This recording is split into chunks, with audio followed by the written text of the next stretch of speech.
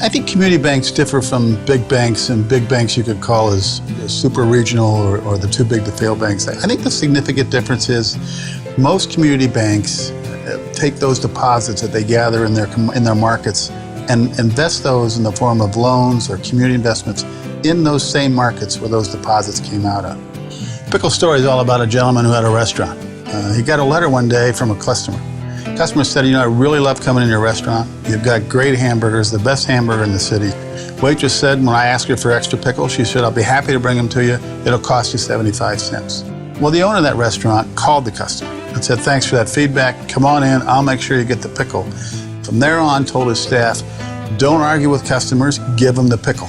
And that's what we've decided to kind of call how our folks give our services. It's the acknowledgement of a great piece of service. At the end of the day, I want you banking at a community bank. I hope it's ours.